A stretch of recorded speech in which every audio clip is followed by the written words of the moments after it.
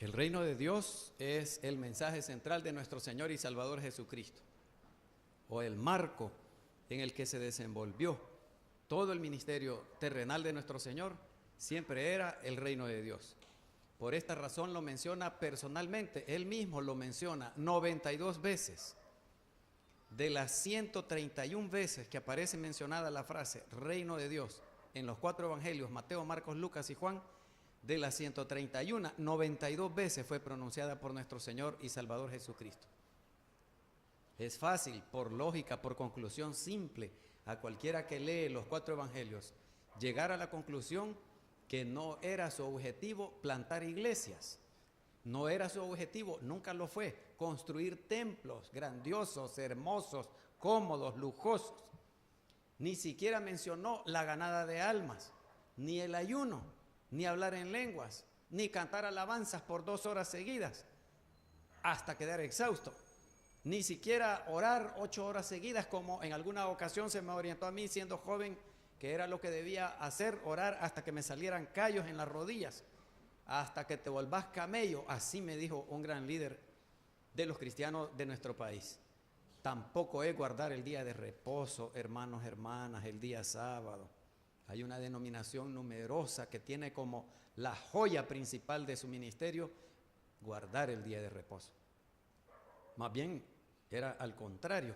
Hoy por la tarde creo que mencionaremos algo al respecto en el estudio. Ni siquiera el conocimiento memorístico de la Biblia, que en muchos casos sirve para atacar a los hermanos, cual si fueran disparos, y el otro nos responde de manera igual. Nunca van a ver a nuestro Señor y Salvador Jesucristo botar gente y atraer multitudes, porque las botaba y las dejaba en un reposo hermoso, gozoso. Ni siquiera todo aquello que a lo largo de 2000 años se le ha dado un énfasis exagerado en nuestras iglesias. Lo único que han hecho esos énfasis exagerados es negar, borrar, ocultar, nublar el verdadero mensaje de nuestro Señor y Salvador Jesucristo, que era el reino de Dios. En el primero y último sermón registrado por Mateo, el autor del evangelio que hemos leído, el tema central es el reino de Dios.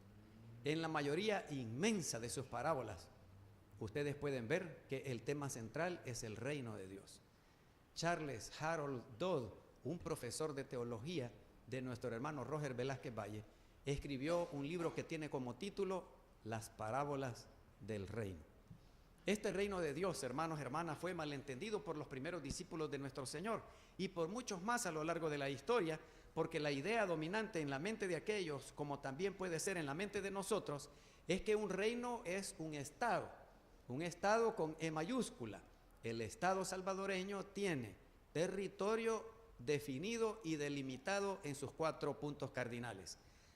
Tiene una población, tiene un conjunto de leyes y tiene un gobierno central. Si un grupo humano en cualquier parte del planeta Tierra tiene esas 4 cosas, entonces se llama estado. Por ejemplo, el Vaticano, que es de los más pequeños del mundo, es un estado.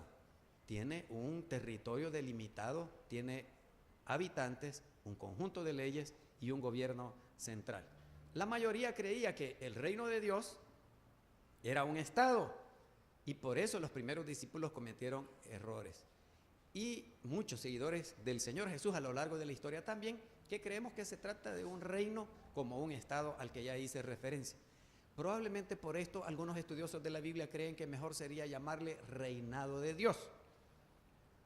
Con E minúscula, el reino de Dios es un estado, pero es un estado de cosas. Por ejemplo, en la política, en el arte de gobernar bien una nación, tendría que verse que Dios es el rey. No se necesita 4 fronteras delimitadas, no se necesita un pueblo, un conjunto de leyes y un gobierno central para que en la política se vea que de verdad Dios es el rey.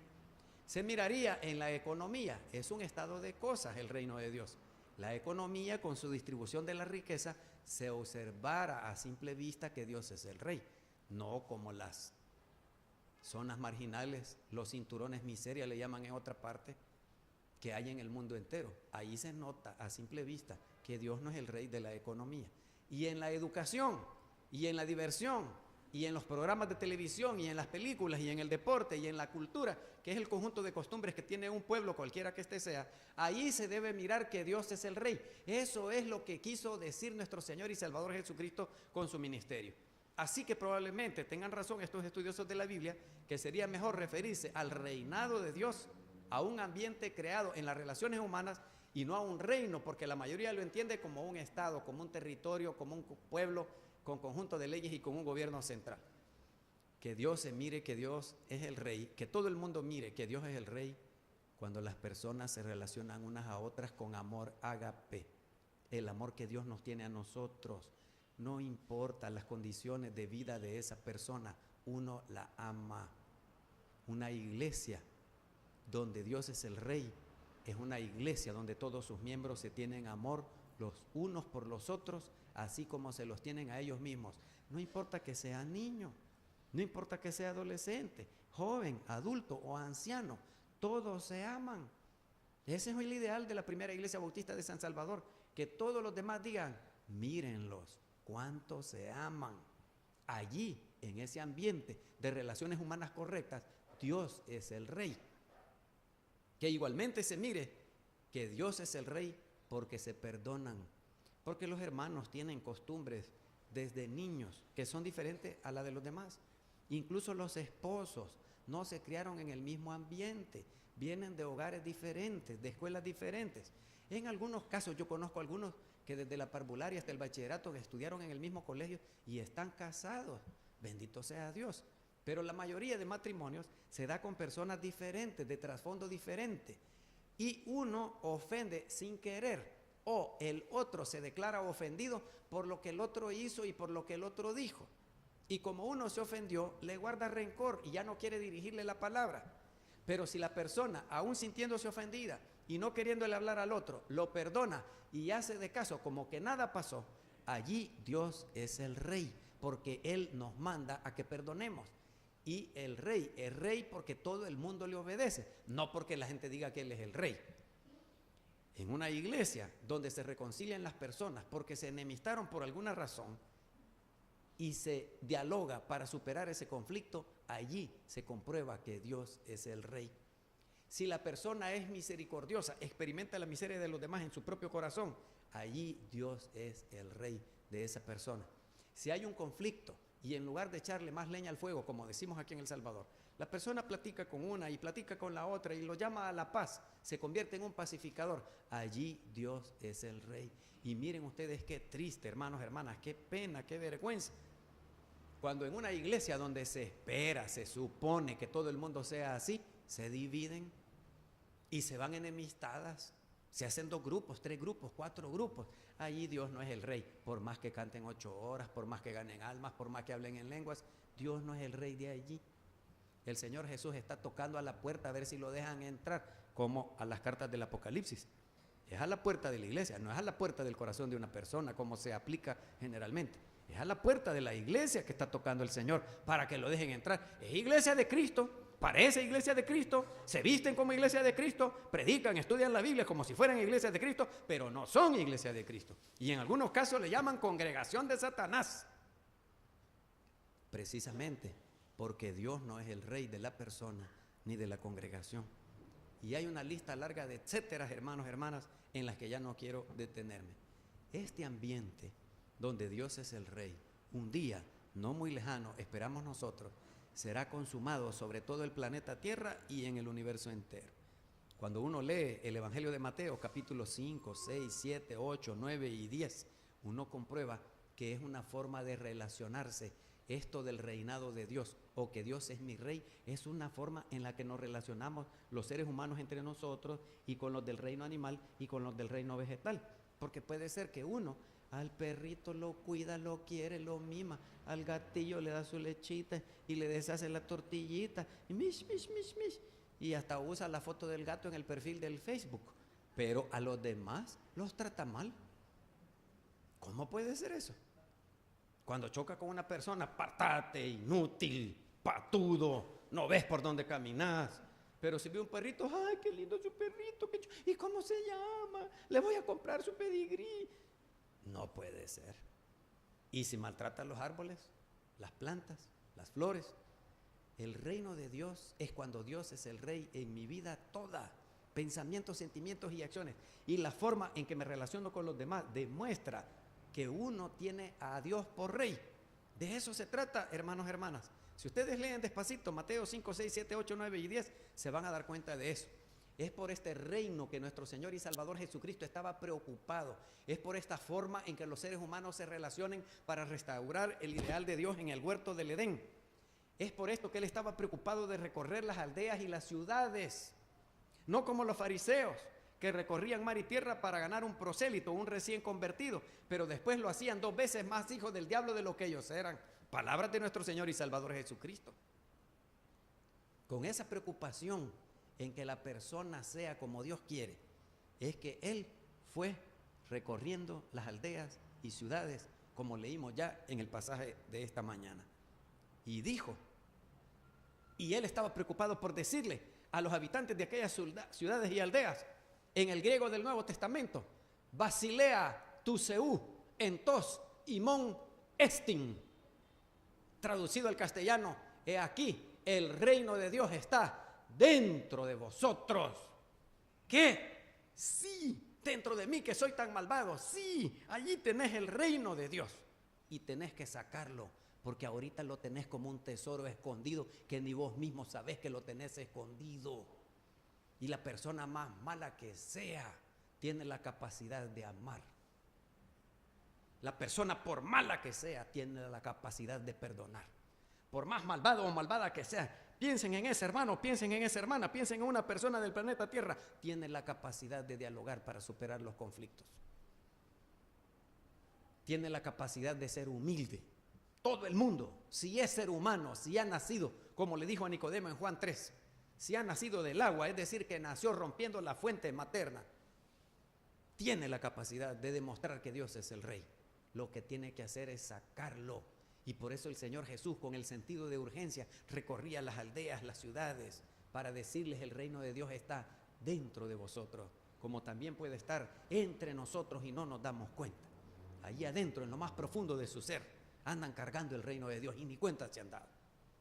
Porque no quieren hacer caso, porque no quieren empezar a practicarlo, porque no quieren comprobar que ahí lo han andado siempre, oculto, escondido. Pero hoy es el día, hermanos, hermanas, como dijo el profeta Isaías, hoy es el día de salvación.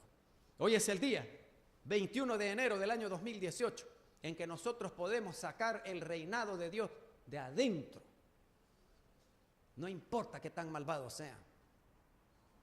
Hubo un ladrón que me asaltó a mí siendo joven. 20, 21 años. No, habré tenido 18 o 19. Me recuerdo porque me robó el anillo de graduación del bachillerato, que mi abuelita y mi mamá unieron su dinerito para regalármelo. Y me lo regalaron como sorpresa. Más de lo que valía el anillito de oro que tenía el nombre de la institución, una su piedrita y el año en que me gradué, allí en la joyería Brasil. Si caminamos saliendo del templo a la acera izquierda, no sé si todavía está, pero ahí estaba esa joyería Brasil, ahí me lo hicieron. Y me robó ese anillo que valía más para mí que el dinero que había costado a mi mamá y a mi abuelita. Y me hizo una heridita aquí, en el costado izquierdo, a la altura del estómago, allá por el pan migueleño, que hoy se llama, ¿cómo se llama hoy el pan migueleño? Se llama Pan de Oriente, se llama, gracias. Ahí en esa esquinita, cabalito, ahí me topó contra la pared y me puso así una gran cuchilla plateada con una cacha plateada. Dame todo lo que llevas. Y el reloj me lo arrebató. Y el anillo también. Y dame el dinero. Yo andaba como 5 colones. Siempre he sido yo acabado. Si la gente decía, ese no tiene ni petate en que caer muerto, decía la gente.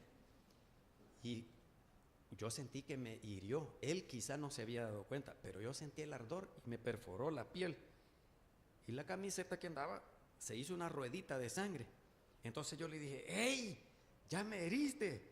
Entonces yo le empujé la mano, pero él aló la mano y con el cuchillo me hirió estos 3 dedos. Aquí tengo las cicatrices por el resto de mi vida. Después se las voy a enseñar, permítame, ya cuando termine en el vestíbulo. y me dejó cicatrizado para toda la vida. Y cuando me empezó a chorrear la sangre, apuñala la mano, me dijo, no desplante, que me estaba asaltando. Pero yo apuñé la mano, pero con el deseo de pegarle en la nariz. Y como yo había sido karateca, había visto 2 películas de Wang Yu, entonces yo tenía ganas, hermanos, hermanas. Mire, le pido perdón a Dios. Y la mirada mía era como la katana, aquella espada de los samuráis, aquellos guerreros japoneses. Y él quizá vio la mala intención que yo ya le daba con el puño y la mirada como que eran espadas filosas y me dijo, y mírame bien tal por cual, que donde sea te mato, me dijo, en el parque, en la iglesia, donde estés, allí te voy a matar. Y entonces yo me fui conteniendo la cólera, me robó todo y allá me fui yo a buscar la unidad de salud por el barrio San Esteban. Pasaron los años y lo vi asaltando. Y me dijo, ya te conozco, me dijo, en cualquier parte te voy a reconocer. En la ruta 1 lo vi asaltando y yo asustado que me iba a matar, pero no me reconoció. Yo, qué salvada.